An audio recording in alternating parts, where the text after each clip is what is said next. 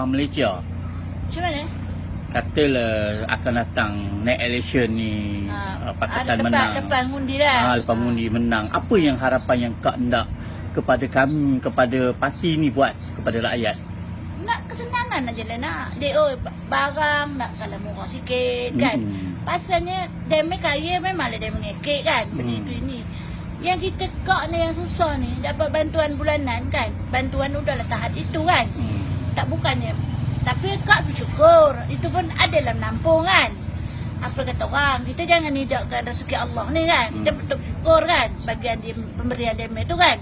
Tapi kata orang minta tolonglah itulah. Barang-barang dimurahkan kan.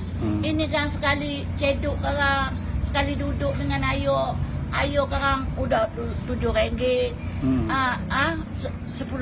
kan. Barang makan lah. Makan kita makan kedai ni. Makan tengah hari. Asyik. Tak, kalau duit 50 tu macam RM5 kan. Kalau adik nak tahu, itulah dia yang kau minta war-waran diri. Ini kata orang, biarlah apa senang orang yang susah ni kan. Dah dia bagi senang. Dia bantulah. Yang senang ni memang dia udah senang dah. Dia ada pencen, dia ada itu, pencen mahal kan. Anu itu apa? Sekarang jadi sidang pun kata orang udah bergaji. Beribu betul tak? 1,200. Kata orang mentang anu siap pun dah ada gaji. 900. Kami yang ibu tunggal ni kan. Kami yang ibu tunggal ni, walaupun kalau kami kahwin dengan orang-orang susah tu, bukannya kami kahwin ni berat menasu kan. Sebab kata orang teman hidup kan, anak dah semua pergi-pergi ke sana, tak ada kawan kan. Kalau mati kerang adalah ada kawan bantu. Adalah dia pergi ngaburkan pada orang. Bini saya ni meninggal, tolonglah jemput datang kan. Ini tidak.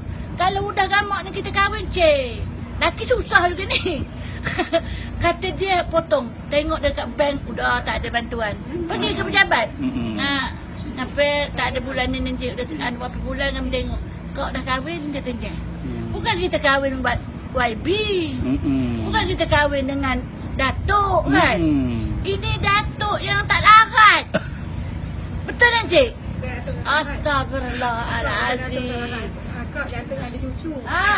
Datuk yang tak larat. Itu yang kak geram kadang pada deme-deme ni tahu. Kita kahwin macam ni jadilah buat kawan. Nyawa sampai dulu tak tahu. Kalau dia ada kan, laki ada, boleh manggilkan orang-orang kampung ya tak? Kalau kita udah tercapuk keras orang, siapa nak minta panggil anak jauh. Betul lah kami mau berkahwin. Ngekak nak mentara nak kahwin. Mentara nak sekolah anak. Baru kahwin? Yalah, yang dulu dah meninggal. Udah. Oh, ya ke? Tak kau cakap kita udah. Udah. Udah masuk dah kan? Udah masuk nampak? Sakai kat mana? Sakai sana dia. Oh, yang lama pakcik punya dah meninggal? Udah. Oh, ni yang barulah. Yang makcik ni dulu, yang lama dah meninggal? Dia. Berapa hari Haji? Tahun dah, tahun lebih. Alhamdulillah. Panjang umur, rezeki. Akan tentu.